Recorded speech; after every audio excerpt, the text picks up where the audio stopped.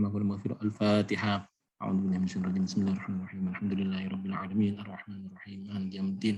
Iyyaka na'budu wa iyyaka nasta'in. Ihdinas siratal mustaqim siratal ladzina an'amta 'alaihim ghairil maghdubi 'alaihim waladdallin. Amin.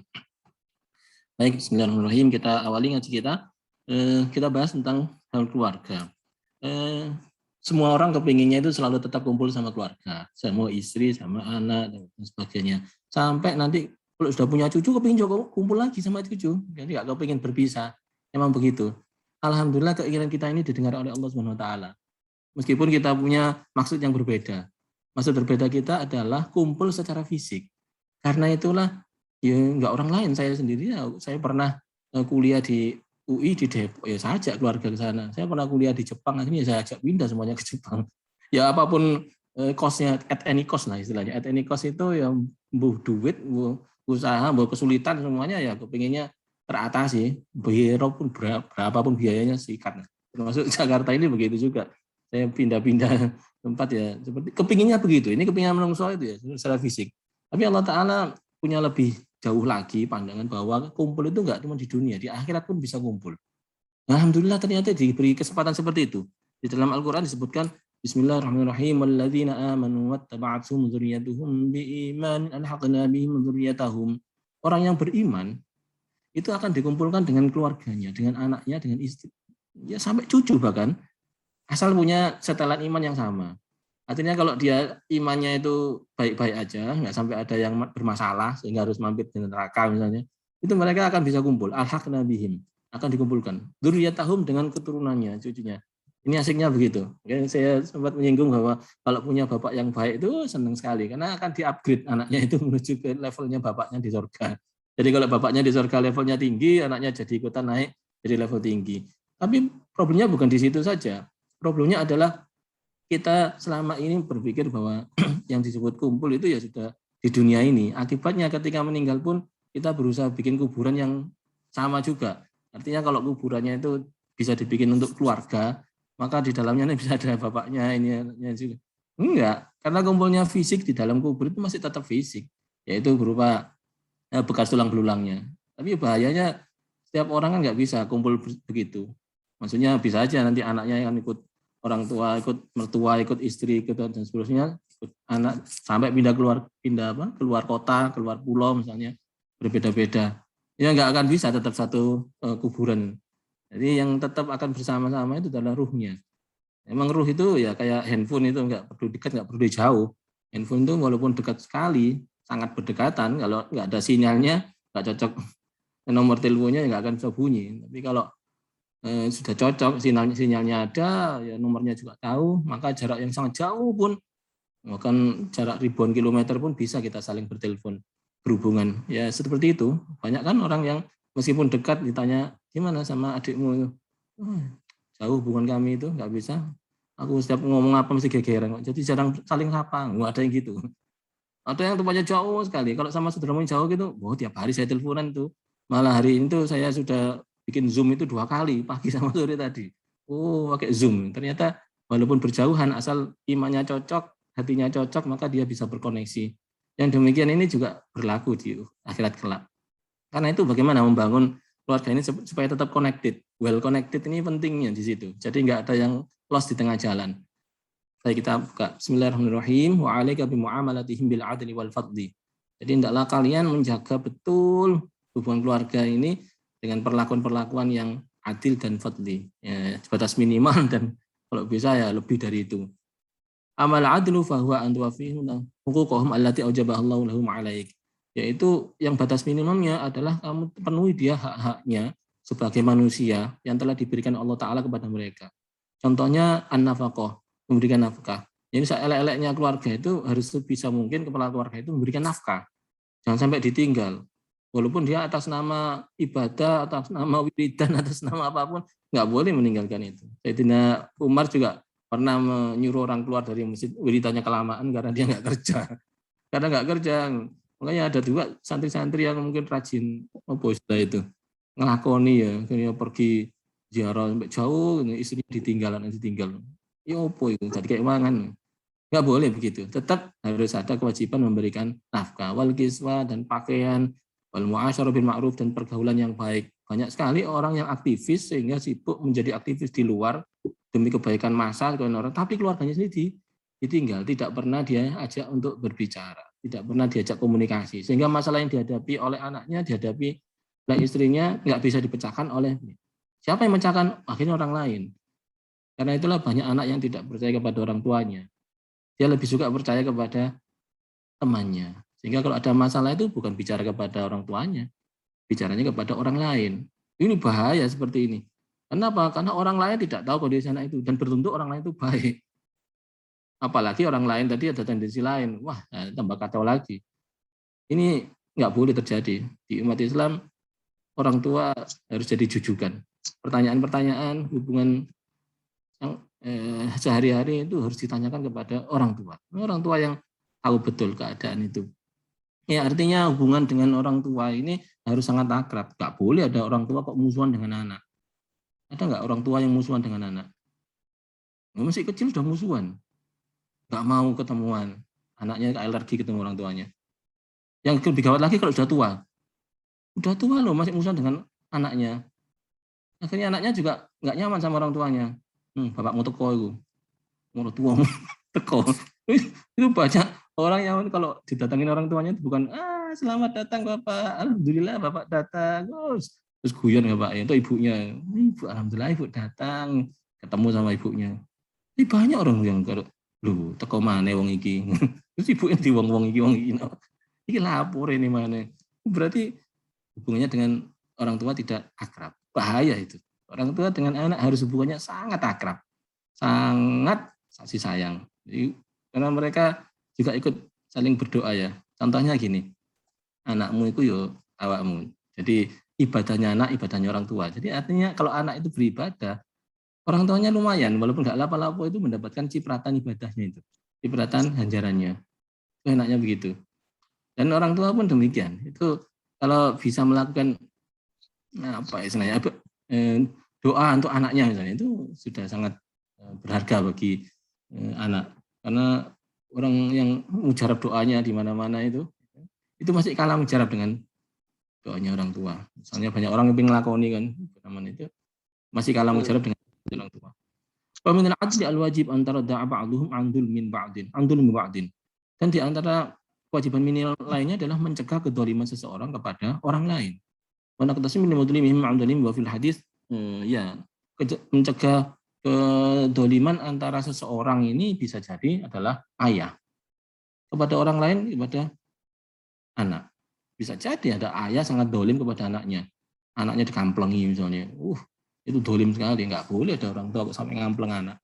Karena anak-anak yang diperlakukan dengan keras itu hidupnya akan keras juga. Anak yang diperlakukan dengan lembut, hidupnya akan lembut juga. Nah, kelembutan itu dibutuhkan di masyarakat sekarang ini. Wong sing saiki nggawe goro-goro bikin keributan itu coba dicek aja di keluarganya. Pasti dia mendapatkan perlakuan yang menyakitkan di dalam keluarganya. Mungkin tidak hanya dari ayahnya, ibunya juga begitu. Mungkin karena bapak ibunya nggak rukun misalnya, anaknya jadi korban. Yang demikian ini terjadi di masyarakat.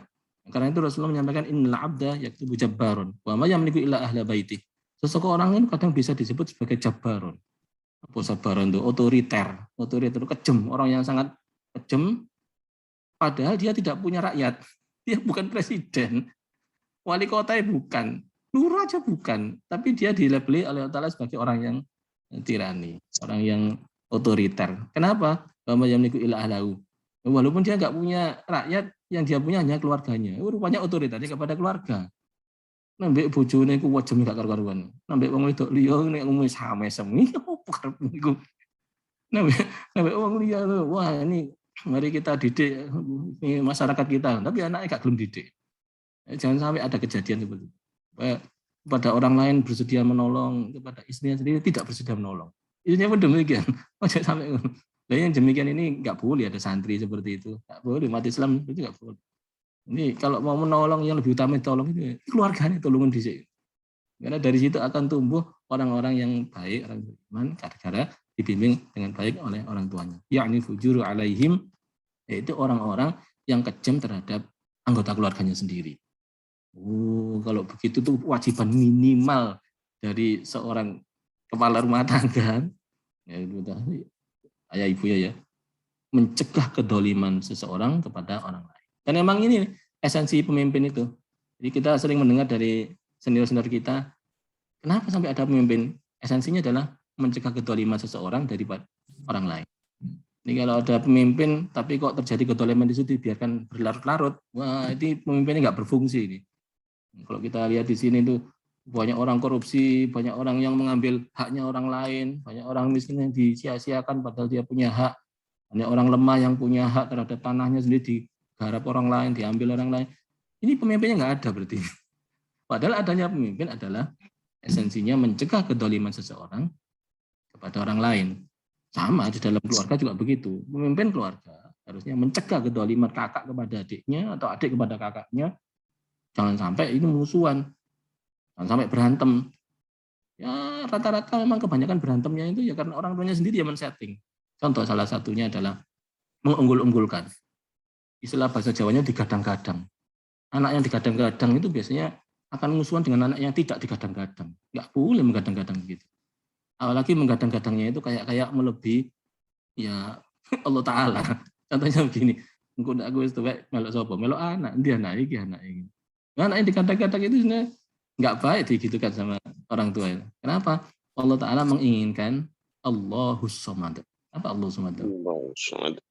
Allahus Samad. Katakanlah Allah Maha Esa. Allah yang tempat berlindung. Allah itu adalah tempat bergantung. Nah kalau tempat bergantungnya Allah Ta'ala, terus orang tuanya itu mengatakan bahwa aku gede melok anakku sing itu berarti menggantungkan kehidupan masa depannya itu kepada anaknya itu. Ya kasihan anaknya. Kenapa kasihan? Ya berantem dengan Allah Ta'ala. Allah Ta'ala nggak setuju kan? Nggak setuju kalau ada di diri kita, diri orang tua itu punya gantungan selain Allah Ta'ala. Harusnya bergantungnya kepada Allah Ta'ala saja. Dan itu nun sewu, banyak orang tua yang akhirnya menggadang-gadang anaknya itu, anaknya akhirnya hidupnya repot, hidupnya susah. Kenapa hidupnya susah? Karena dia akhirnya nggak bisa menyenangkan orang tuanya, nggak bisa menjadi gantungan orang tuanya. Atau mungkin hidupnya nggak susah, tapi dia menyepelekan orang tuanya, akhirnya nggak bisa berhubungan dengan orang tuanya. Yang lebih gawat lagi, biasanya umurnya nggak dowo. Jadi kadang-kadang gara-gara orang tua, umurnya nggak dowo. Kenapa kok mati duluan itu? Jadi, supaya nggak dijadikan tempat bergantung orang tuanya. Karena itu ya kita harus hati-hati ini.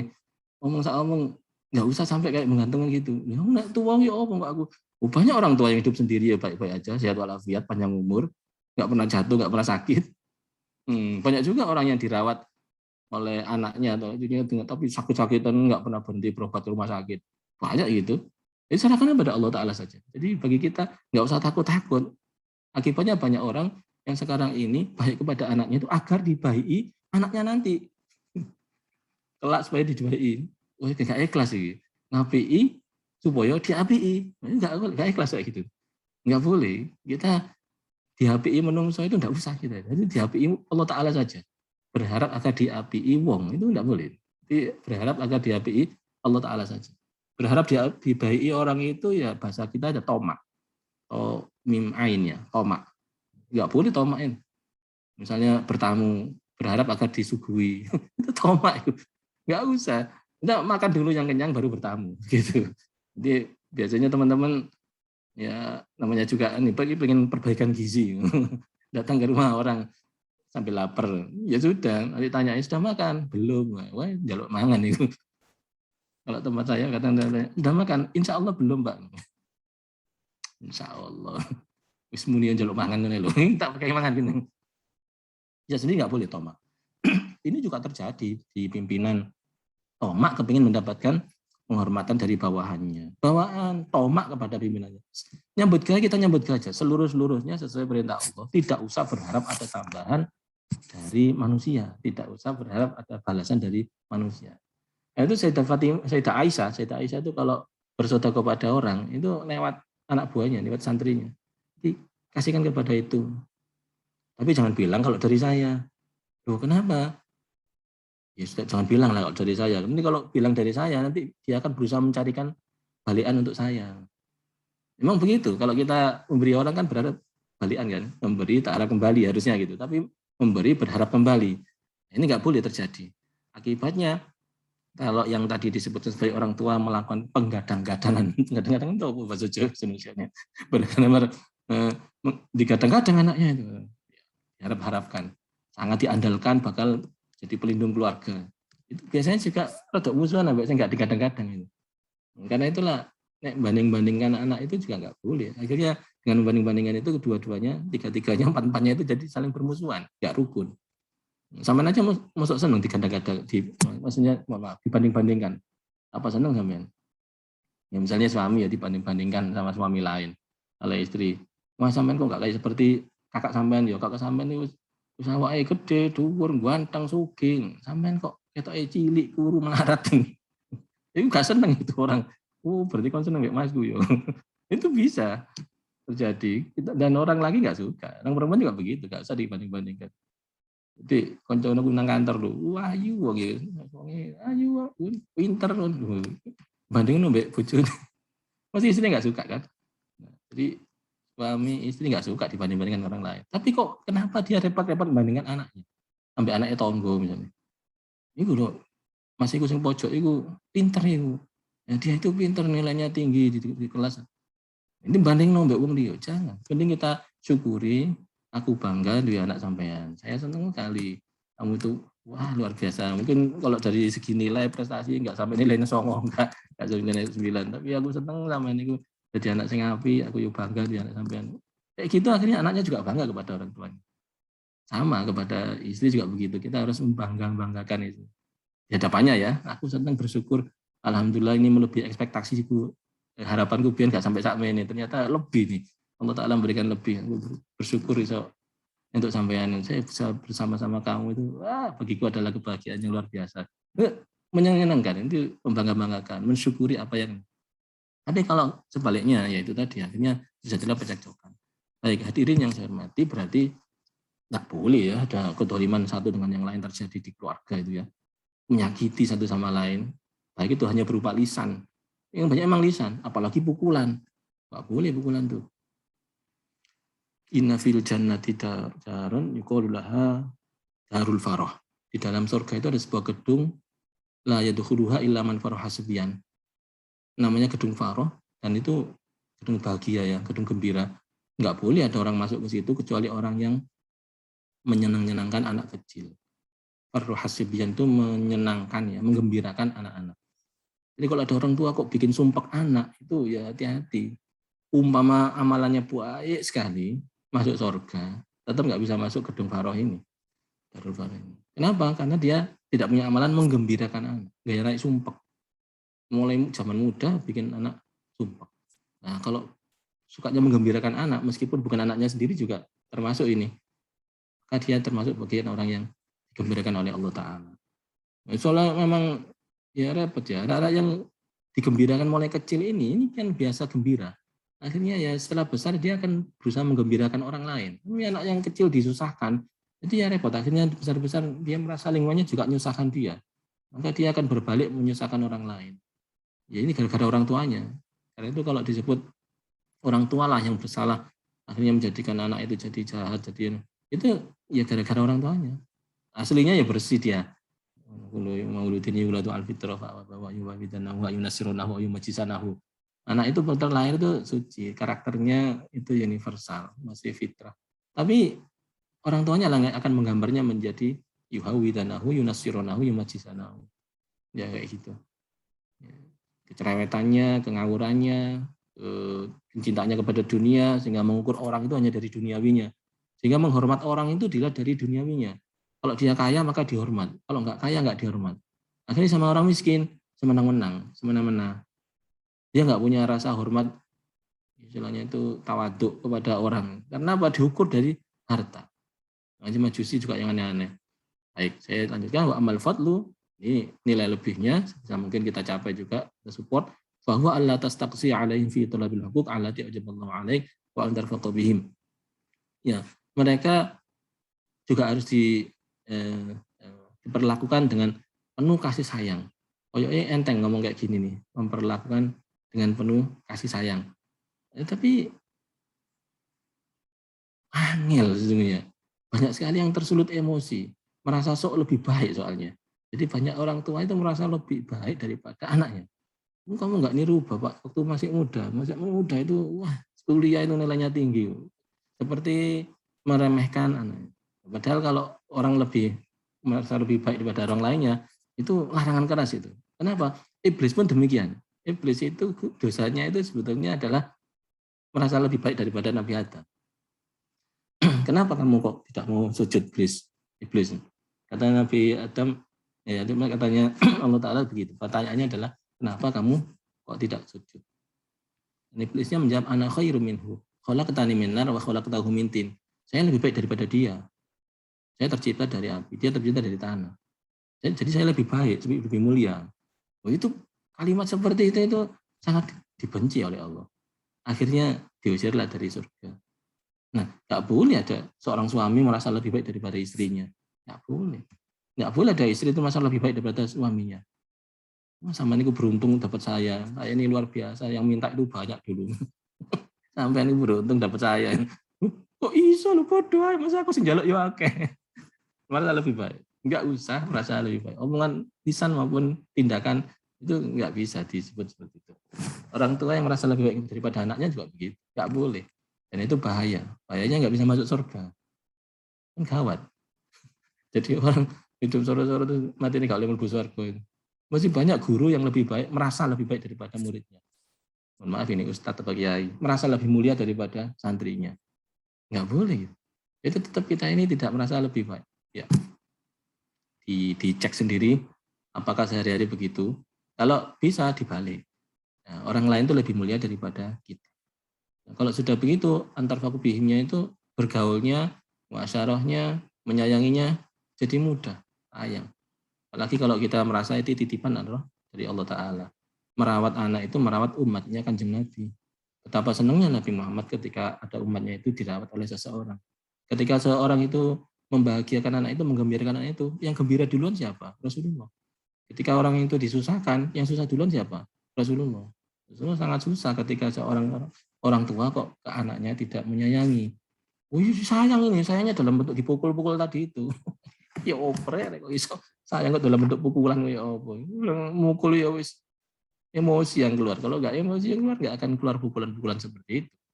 Kayak ada orang zaman kayak gini sudah nggak usum.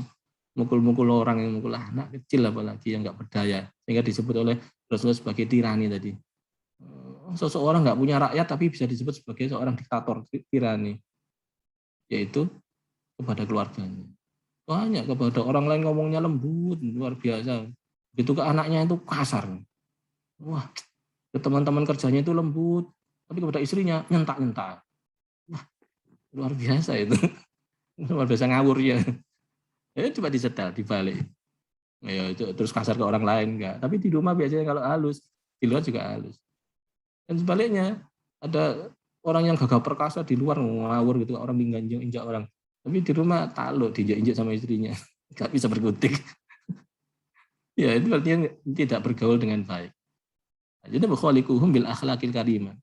Sehingga memperlakukan dengan akhlak-akhlak yang baik sehingga membentuk akhlak karakter yang baik pada anaknya dan pada istrinya. Saya kira problem rumah tangga itu akan bisa menjadikan negara ini problem juga. Kalau rumah tangganya diajari dengan akhlakul karimah, akhlak-akhlak yang mulia, maka dia keluar membawa akhlak yang mulia juga. Saya ini kadang-kadang ya dosen itu pekerjaan yang paling riskan menurut PBB itu. Kenapa? Karena dia bisa membawa apa yang ada di dalam rumahnya itu, kondisinya itu, ke dalam kelas, ketemu dengan mahasiswa. Misalnya ketika dia lagi senang di rumah, maka ketika di kelas dia nyenang-nyenang sama mahasiswa. Tapi ketika dia di rumah habis gegeran sama istrinya, terus masuk kelas, itu pengen nyawat penghapus aja. Pengen nyawat kapur gitu murid-muridnya. Muridnya tanya, mahasiswa tanya, langsung disentak. Apa tanya-tanya lagi? Tadi kan sudah jelas. Kurang. Akhirnya menjadikan mahasiswa yang keras juga. Saya masih merasa heran sih kepada dosen-dosen yang ke mahasiswanya itu keras sekali, apalagi sampai menyakitkan, level menyakitkan. Saya pernah juga sih tahu ada dosen menguji tiba-tiba dia bertanya-tanya yang sulit itu dan bukan pada levelnya ditanya itu. Anaknya nggak bisa jawab. Dimarah-marahin sampai anaknya itu nangis. merasa malu di depan umum. Ada juga yang sampai ngelempar buku skripsinya itu, buku tesis apa disertasinya dilempar. Oh, karepe wong iki nyusahkan orang. Ini pasti di rumahnya lagi gak dikasih istrinya ya tadi itu.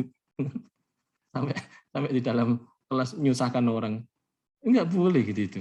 Nah, murid yang diperlakukan jelek itu dia akan punya kenangan negatif kepada gurunya itu. Akhirnya di luar dia akan memperlakukan jelek kepada orang lain.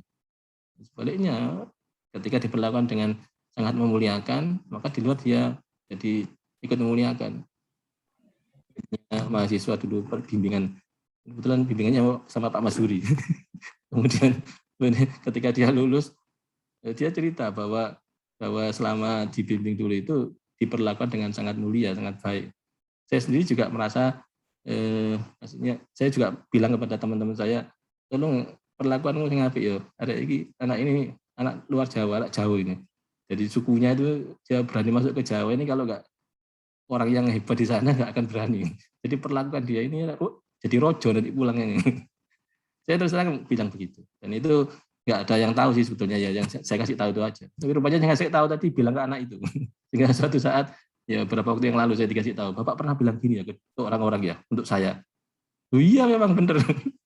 Ya itu doa bagi saya. Oh iya. Sekarang jadi orang mulia. Oh iya. Ya perlakuan kita kepada dia, ini dia terima kasih sekali kepada guru-gurunya. Ya mungkin tidak terlalu langsung cepat mendapat hasil, tapi dalam jangka waktu yang lama itu membentuk karakter seseorang, sehingga dia kepada orang lain pun akan meniru sikap dari gurunya itu. Khaliquhum bil akhlaq. Jadi selain menyayangi, juga mencontohkan akhlak yang baik. Wa libasituhum fil fa'dil awqati min ghairi ismin min qadri ma tazulul wahsya wa tanfir wa tabaqal haiba wa tawqir. Memberikan keluangan waktu kepada keluarga, kepada istri, kepada anak, memberikan keluangan waktu itu kesempatan, karena nggak semua orang itu punya kesempatan. Semua bilang sibuk, padahal nggak ada orang sibuk. Yang jadi sibuk itu nggak ada. Yang ada adalah orang yang tidak memprioritaskan. Serius, sesibuk apapun. Hari ini kita pengajian. Mungkin ada teman yang nggak hadir. Kalau kita tanya, ya sibuk, bilangnya begitu. Padahal dia lagi apa? Nonton TV. Dia lagi apa? Lagi tiduran. Kalau capek apa boleh buat. Bukan karena tolong hadiri, bukan begitu sama sekali.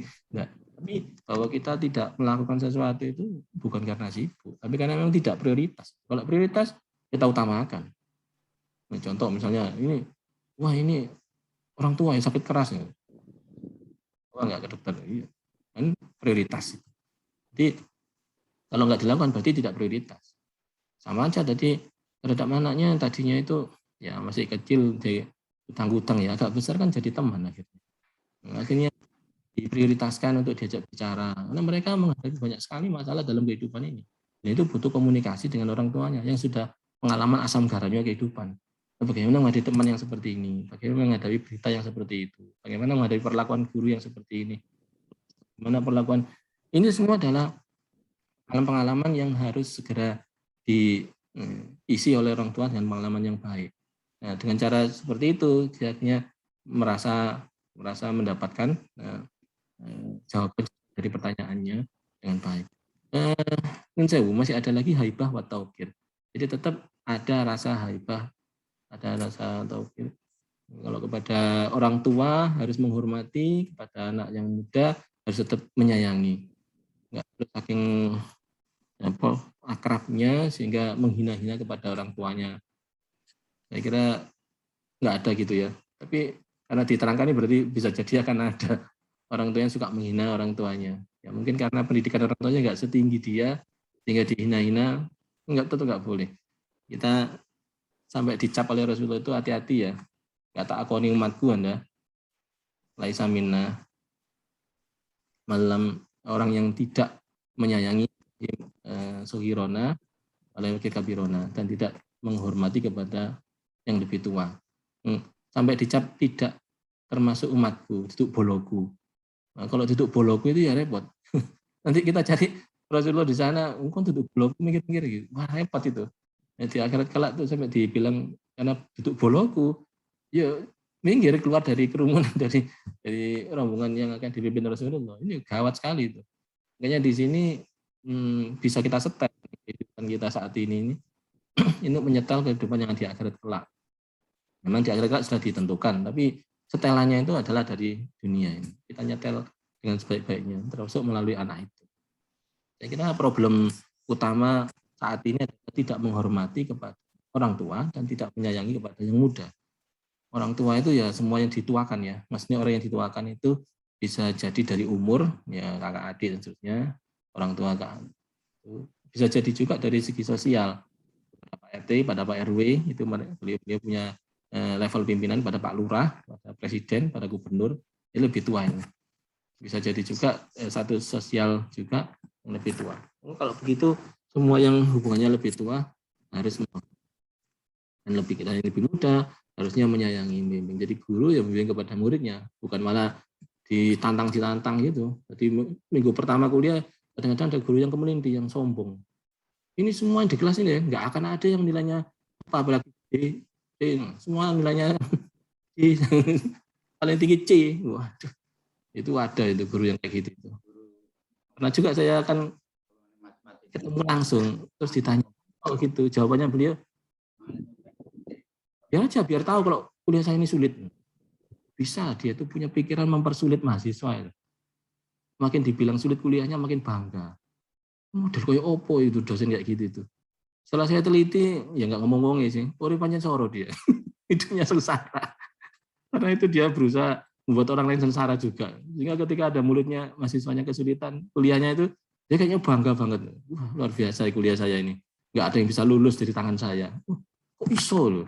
Harusnya kan justru malu. Ada mahasiswa nggak lulus dari tangannya dia, itu harusnya malu. Berarti pendidikannya tidak berjalan dengan baik. Berarti dia tidak bisa mengajar dengan benar.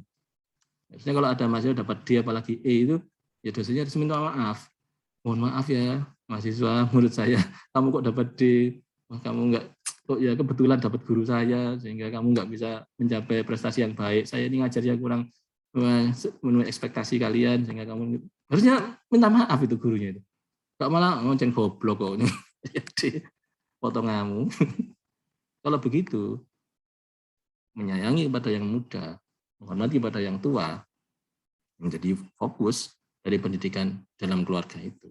Saya masih merasa sangat penting menerangkan ini karena hari-hari ini banyak anak yang nggak bisa menghormati yang lebih tua. Gara-gara yang pendidikan dalam keluarga begitu. Ini efeknya kemana? Kemana-mana ini efeknya. Karena kalau sampai dia tidak bisa menghargai kepada yang tua, maka dia jadi anak-anak yang tidak baik. Ya mungkin pernah dengar ya, Mbah Kiai Hamid Pasuruan pernah ditamui orang, kemudian orangnya ditanya anak muda itu, sudah pamit orang tuamu? Belum Yai, nang joboy. Jadi ketemunya nggak di dalam rumah, ketemu di luar. Kenapa? Karena dianggap anak yang tidak akrab sama orang tuanya, yang artinya itu durhaka pada orang tuanya lah. Kalau durhaka pada orang tuanya itu rahmat Allah nggak turun di suatu rumah, itu nggak turun. Nah kalau itu nggak turunnya di rumahnya beliau, ya rugi ya. Itu di luar aja, di luar. Kita ngobrol di luar, itu tapi di luar. Ya mohon maaf ini orang-orang yang tidak beres hubungannya dengan orang tuanya, itu ya hidupnya nggak bisa enak. Walaupun pinter, iya. Mungkin pinter ngitung duit, tapi gak ada duit. Pinter ngitung duit, tapi gak ada duit. Jadi hidupnya nggak enak. Nah, kalau hidupnya nggak enak begitu, ya mungkin dia saja yang gitu. Tapi enggak, sekitarnya juga begitu. Jadi kalau ada orang tua marah kepada anaknya misalnya, wah anaknya durhaka, dimarah-marahi. Sehingga di situ anak durhaka itu menjadi penyebab turunnya azab Allah. Yang kena sopo? Anak itu toh. Enggak, ya termasuk saudara-saudaranya yang di dalam rumah itu, orang tuanya di dalam rumah itu juga kena. Jadi jangan bangga kalau sampai punya anak yang di situ berani bahwa oh, wani ya mbek wong tua sama ini. Kon wani mbek aku wong tuamu. Sama aja. Nanti yang kena adab itu dia juga. Serius, yang kena adab serumah. Karena kedurhakaan anak itu akhirnya berimbas kepada azab Allah yang turun di rumah itu, bukan kepada orang itu, tapi di rumah itu. Itu ya segera dihindari, jangan sampai diwaneni anak. Kita harus berusaha jadi orang tua yang ojo sampai kesentak anak. Jangan sampai disentak oleh anak. Kondisinya dikondisikan, sebisa mungkin jadi yang dihormati anak. Ini kalau dihormati anak, dapat dua-duanya. Anjaran dapat dua-duanya. Karena anak nemui orang tuanya, nemui bapaknya, nemui ibunya, itu dapat pahala haji. Nah, orang tua yang dikunjungi anaknya juga dapat pahala haji. Dan luar biasa ya. Jadi pahalanya banyak sekali. Sebaliknya nyentak anak, nyentak wong tua, wah itu ya besar dosanya. Mungkin pertanyaannya adalah nek wis duwe gimana? Tadi pernah dibahas juga sih bahwa sebagian dari anakmu dari istrimu itu kadang-kadang ya bukan sebagian, kadang sebagian jumlah ini, tapi ini kadang-kadang waktunya, sebagian waktunya berarti inna min azwajikum wa auladikum aduwwal lakum fahdharuhum. Kadang-kadang jadi musuhmu. Jadi enggak menerjemahkan jumlah ya saya bukan, tapi sebagian waktu kadang-kadang anak itu menyenangkan, kadang-kadang anak itu menjengkelkan. Istri atau suami kadang-kadang menyenangkan, kadang-kadang menjengkelkan. Walakum fahdharuhum. Fahdharuhum itu adalah hati-hati, hati-hati. Tapi Allah Ta'ala memberikan resepnya wa in ta'fu wa tasfahu wa taghfiru fa innallaha ghafurur rahim. Ya, kalau kamu mau memaafkan dan maafkan, maka Allah akan memaafkan dia. Maafkan 3 kali, ta'fu wa taghfiru wa tasfahu. Ta'fu itu memaafkan, sudah enggak menuntut apapun. Tasfahu itu bisa berdialog, berhubungan, ketemu muka, jangan sampai enggak ketemu muka, enggak mau ketemuan maksudnya, tak alergi ketemuan, enggak boleh. Bisa ketemu muka, maka kan bisa kita ketahui salahnya apa, kelirunya apa, nanti di mana solusinya. Taghfiru dan melupakan, sejak diingat-ingat kesalahan-kesalahan, maka dia akan bisa diampuni oleh Tuhan. Nah, kalau sudah diampuni oleh Tuhan, maka dia akan jadi orang yang enggak punya dosa. Karena kalau punya dosa itu nanti hatinya keras, maka kalau sudah dia maafkan Tuhan, hatinya jadi lembut. Kalau hatinya lembut, mudah dikasih tahu. Kalau dikasih tahu, akhirnya jadi baik lagi hubungan dengan orang tua. Minggu lalu sudah dibahas bagaimana menghadapi anak durhaka. Menghadapi anak durhaka itu yang perlu ditreatment sebetulnya bukan anaknya, orang tuanya. Karena orang tuanya itu harus pintar meridhoi anaknya, supaya anaknya diridhoi oleh Allah. Kalau orang tua pintar meridhoi anaknya, maka anaknya akan diridhoi oleh Allah. Kalau orang tuanya nggak pintar meridhoi anaknya kesulitan mendapatkan ridho Allah. Apalagi kalau orang tuanya murka kepada anaknya, maka anaknya itu akan dimurkai oleh Allah. Nah, kalau pintar meridhoi itu bagaimana? Pintar meridhoi itu pertama tidak usah menyuruh-nyuruh. Kalau nyuruh itu, kalau bisa ya, nggak usah nyuruh sama sekali. Kalau menyuruh itu ada kemungkinan untuk tidak dilakoni. Kalau tidak dilakoni, akhirnya anaknya seperti berbuat yang durhaka kepada orang tua. Dan yang kedua, gampang puas terhadap yang dikerjakan anak. Gampang puas terhadap berbaktinya anak. Ini sama, gampang puas terhadap berbaktinya istri, gampang puas terhadap kebaikannya suami. Sama, gampang puas itu, sakmene suruhan, luar biasa, bagus sekali, padahal masih baru 10%. Itu nggak apa-apa. Itu gampang puas itu mengakibatkan dia mudah ridho. Dengan mudah ridho itu akhirnya mendatangkan ridho Allah. Ridho Allah akhirnya menjadikan anak itu mendapat rahmat dari Allah. Mendapat rahmat dari Allah dan seterusnya. Ya, seperti disebut tadi, begitu anak itu menghadapi kesulitan, istilahnya tadi itu durhaka, marah-marah, nakal gitu ya. Anak yang nakal begitu, maka treatmentnya adalah orang tuanya, keluarganya itu. Kenapa anak itu sampai nakal? Karena dia menghadapi banyak masalah. Kenapa banyak masalah? Karena dia itu nggak bisa mencahkan masalah itu, nggak dapat rahmat Allah. Kenapa? Karena dia tidak diridhoi oleh Allah. Tidak diridhoi oleh kenapa? Karena tidak diridhoi oleh orang tuanya. Karena itu orang tuanya harus di-setel dulu supaya ridho.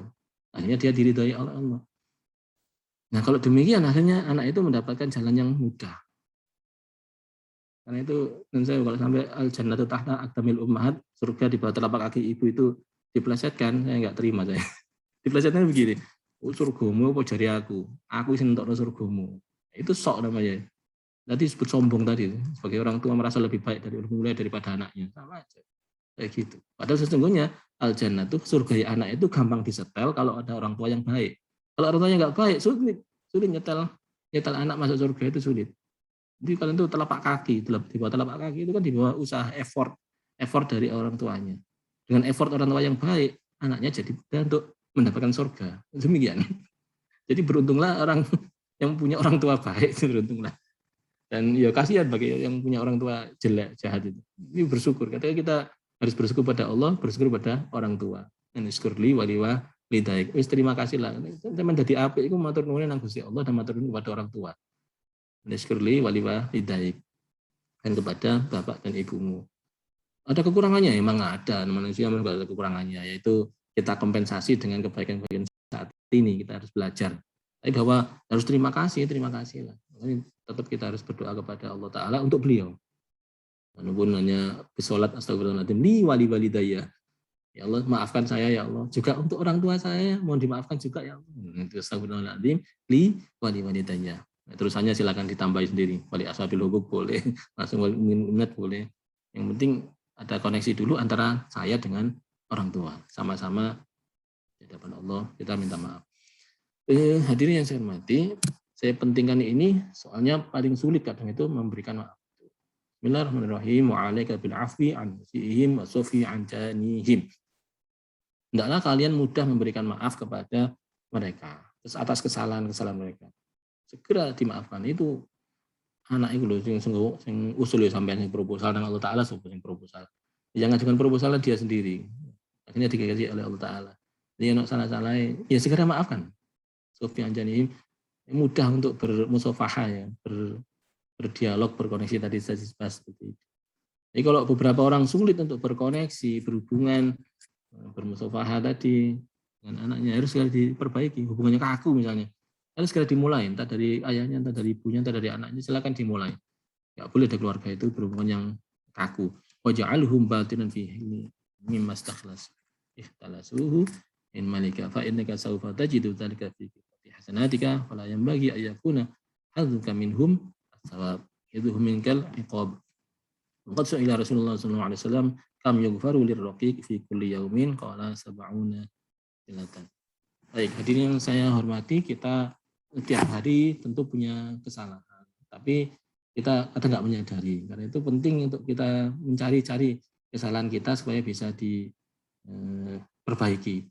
Mungkin ketika Nabi Adam dan Ibu Hawa keluar dari surga, kita bayangkan beliau berdua keluar bareng begitu ya. Ternyata enggak. Nabi Adam ditaruhnya di India, Ibu Hawa ditaruhnya di Jeddah. Ini makamnya Ibu Hawa sekarang ada di Jeddah.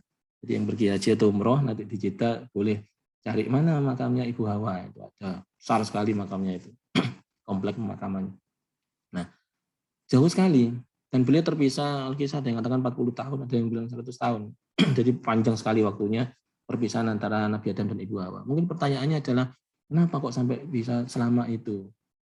Kayaknya sih bayangkan ya, kalau kita simulasikan misalnya, Nabi Adam itu sudah diperintah Tuhan tidak boleh mendekati buah kulti, apalagi makan, mendekati saja tidak boleh.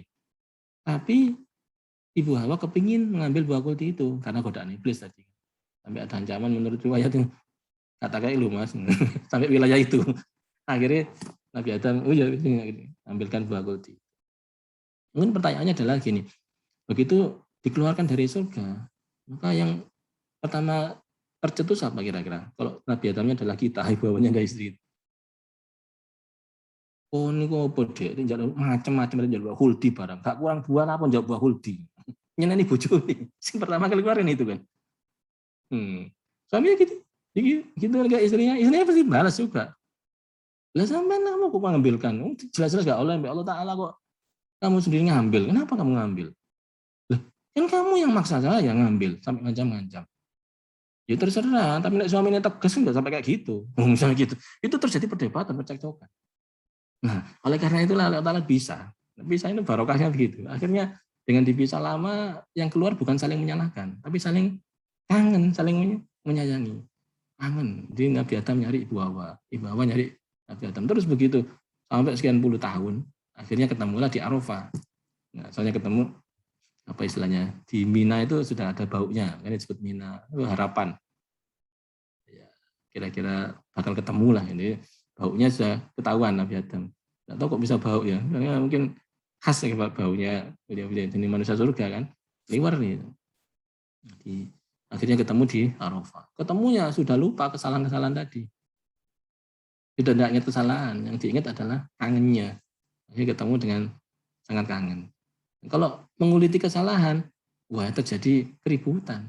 Tapi kalau justru sebaliknya, iya sing salah aku gitu sepurane ya maaf ya sampean itu bener saya yang salah ini maaf ini ya enggak mas yang salah itu saya sampean enggak salah demikian juga kepada anak maaf ya kamu sehingga enggak bisa misalnya apa cita-citanya tadi enggak tercapai seperti itu maaf ya saya kurang mensupport kamu saya jadi orang tua kok enggak pinter ini minta maaf. Sebaliknya kan biasanya terjadi aku biayai aku mengkondisikan kamu masih enggak mau belajar nyalano. Yang demikian ini yang tidak diharapkan, sehingga yang betul adalah tubaliman syaghalahu aibuhu an uyubin nas. Beruntung orang yang bersedia menguliti kesalahannya sendiri sehingga nggak sempat lagi menguliti kesalahan orang lain. Orang lain itu termasuk anaknya sendiri, ya istrinya sendiri. Kemudian dari sini kita sudah jadi punya kebiasaan, ya mudah-mudahan setelah ini kebiasaan untuk selalu puas, gampang berterima kasih, gampang mengapresiasi usaha dari anak. Selalu dipuji. Jadi mohon maaf ya, pujian ini biasanya jarang sekali. Ya lingkungan sekitar kita lah. Saya sering mendengar bahwa ojo dilem kok tambah sumbung ada ini. Padahal ngelem itu adalah bagian dari perintah kita. Rasulullah itu kalau ngelem sahabat itu wah luar biasa. Sayyidina Ali dilemnya apa? Ana Madinatul Ilmi wa Ali babuha. Itu luar biasa. Ali itu adalah pintunya. Saya kotanya ilmu, ini adalah pintunya. Ngelem Ibnu Abbas, ngelem Abdullah bin Mas'ud, ngelem sampai lagi. Satu persatu sahabat ada riwayatnya. Abdullah bin Mas'ud itu pernah naik kelapa, naik pohon ya, kok kelapa, naik pohon, terus diketawai orang karena kakinya kecil. Memang badannya beliau nggak tinggi. Itu diketawai, tapi oleh Rasulullah dibela. Kamu ngerti, itu pahanya dia, kakinya dia itu ditimbang sama gunung apa itu, gunung Uhud nggak salah itu. Masih kalah berat itu. Artinya dia sangat mengapresiasi usaha perjuangan dari sahabat Abdullah. Ya, sahabat tersebut. Jadi semua sahabat adalah satu persatu. Kalau Umar bagaimana Umar? Umar itu ya, ini malaikat Jibril ditanya ya, Umar bagaimana? Umar itu seandainya seluruh lautan itu jadikan tinta, pohon-pohon sedunia ini jadikan pulpennya untuk nulis kebaikannya Sayyidina Umar. Itu nih saya akan habis seluruh lautan itu untuk menuliskan kebaikan Sayyidina Umar. Apik sekali. Kalau Abu Bakar gimana? Kalau Abu Bakar itu gini ya, Umar segitu itu nggak ada apa-apanya daripada Sayyidina Abu Bakar. Itu cuma ujung kukunya. Begitu. Kalau memuji sahabat itu luar biasa. Apa terus gedendase gitu? Enggak. Memuji itu akhirnya mengapresiasi akan tumbuh. Sesuatu yang disyukuri akan jadi bertambah. La in syakartum la azidannakum. Kalau kamu bersyukur maka aku tambah. Maka setiap kali kebaikan-kebaikan kecil harus segera diapresiasi. Baik itu dari istri, dari suami, maupun dari anak. Segera diapresiasi. Makanannya enak. Itu bersih. Nilainya bagus. Ini kerjaannya selesai. Enak sekali mijitnya. Ini kamu, ini apa? Cari aja. Insya Allah ada dicari. Dan memang kita harus mencari itu. Wa amma bi ni'mati rabbika fahaddits. Carilah baiknya apa, kemudian sebutkan pakai lisan. Kenapa harus pakai lisan? Karena ekspresi itu bisa dirasakan langsung. Hadis itu ceritakan itu berarti disebut dengan lisan. Bagaimana kalau dibatin aja? Enggak bisa, harus diekspresikan. Enggak boleh dibatin aja. Hadis ceritakan. Ingat cari mana ini yang bisa diapresiasi. Ya jenenge nyari ya rada kadang angel ya. Iki kok akeh elek ya, tapi kok gak ono. Ada, mesti ada. Dicari wa amma bi ni'mati rabbika hadis. Kalau ono apike critakno. Apapun. Jadi murid kita juga begitu. Saya kira kalau kita punya mahasiswa, saya sering bimbing orang itu, alhamdulillah ya baik, bagus-bagus hasilnya itu. Mesti saya apresiasi, dia punya ide kecil aja. Wah, bagus itu idemu itu. Itu nggak seberapa sebetulnya. Tapi ternyata setelah saya apresiasi, dia akhirnya berkembang. Jalan yang ini tuh dipuji oleh Pak Agus. Akhirnya dia menekuni jalan itu, ternyata lebih dalam lagi. Tingkatannya sudah tidak sekedar adaptasi lagi. Dia bisa berinovasi, bahkan akhirnya bisa berinvensi. Untuk kelak namanya berdiscovery. Ada level itu ya, transfer knowledge saja, ada yang level apa? Adaptasi, ada level apa di atasnya? Inovasi, terus level lagi inovasi, invensi, terus discovery. Ya. Itu discovery kan untuk ini temuan-temuan yang sifatnya spektakuler, namanya discovery. Saya kira problem kita adalah kurang terbiasa memberikan apresiasi. Monggo ditarik apresiasi apa yang bisa kita berikan. Kalau bisa mengapresiasi lebih banyak lagi nggak? Tentu nggak mengada-ada, yang mengada-ada itu yang nggak seharusnya diceritakan. Loh, kalau nggak mengada-ada, nggak ada dia, ada. Karena itu disuruh mencari oleh Allah Ta'ala. Kalau kita bisa mencari begitu, akhirnya kita terbiasa untuk mengapresiasi siapapun, termasuk mengapresiasi terutama Allah SWT. Sehingga kita banyak bersyukurnya. Nah, kita sumpah itu kan karena kurang bisa mengapresiasi nikmat Tuhan kepada kita. Ono kurangnya, sing akeh kan kurangnya. Jadi dikasih nikmat 100, dikasih adab, dikasih gak enakan sedikit, yang diingat yang nggak enaknya. Sama manusia begitu juga. Diapik ping 100, gak diapik sepisan, yang diingat-ingat gak apiknya itu. Nah, yang karakter seperti itu coba kita kikis sehingga yang diingat-ingat baiknya. Orang pun diingat baiknya. Kepada anak yang diingat baiknya. Kepada istri yang diingat baiknya. Kepada teman yang diingat baiknya. Jadi baik-baiknya itu yang diingat. Jadi ketemunya itu ketemu dalam kondisi tersenyum. Ketemu kangen, ketemu kepingin. Jadi namanya nikmati Rabbika fahadis. Mungkin tidak semua kita terbiasa mencarinya. Tapi bukan karena tidak bisa, tapi karena tidak terbiasa. Mungkin dibiasakan mengapresiasi. Saya kadang ketemu orang yang setiap ketemu apapun mesti keluar cacian dari itu, kenyinyiran dari itu. Yo, tapi kan gak iso anu kan. Iso. Ya, tapi kan gak sampai saanu kan. Ya sampai saanu. Ya tapi kan sampai larang ngono itu. Selalu dicari negatifnya. Mbok ya nggak usah itu negatifnya. Cari positifnya. Bisa sampai sak ngono ya. Wah, luar biasa. Iya, tapi larang. Oh, larang duit sepiro, duitmu akeh kok. Iya, tapi kan ini butuh waktu akeh. Waktu akeh itu sak piro akeh, cuman berapa hari sama lo punya berminggu-minggu, berbulan-bulan. Jadi selalu dicari kesyukurannya. Alhamdulillah, bersyukur. Ini yang perlu dilatih. Karena kalau enggak bisa apa ya? Bisa paksa dulu ya, paksa bisa biasa budaya. Karena kalau nggak diawali itu akhirnya nggak jalan-jalan.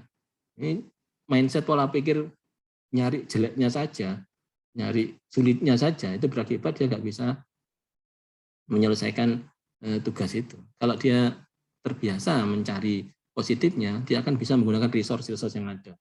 Betapa banyak perguruan tinggi yang mencari relasi MOU baru. Padahal MOU yang ada aja dia nggak ngelakoni. Itu MOU yang sudah dikerjakan kemarin, mana itu MOA-nya, Memorandum of Understanding. Udah punya banyak, tapi nggak punya Memorandum of Agreement. Mana perjanjian kerjasamanya? Nggak ada. Ini cuma MOU tok dikumpul-kumpul terus. Saya punya teman tuh ahli sekali mencari MOU, sampai banyak sekali, puluhan mungkin ratusan. Sing konkret gak ono. Oh, rupanya dia sibuk mencari MOU saja. Mungkin tugasnya itu aja dia kali. Padahal justru yang penting adalah konkretnya. Kenapa? Karena nggak mensyukuri yang sudah ada. Akhirnya beliau sekarang bergerak untuk menindaklanjuti yang sudah dikumpulkannya tadi. Oh, berarti yang dekat ini tadi sudah ada, ya kita disyukuri. Kalau begitu, monggo dibiasakan agar mudah mengapresiasi kepada istri, kepada anak, kepada suami, kita apresiasi, dilem. Alhamdulillah, matur nuwun Mas, selama ini aku gitu tuh gak api-api amat, tapi sampean kok sabar kepada saya. Itu mengapresiasi. Oh, ya wis Dik nek ngono, nek sampean sadar alhamdulillah. Langsung mulet maneh.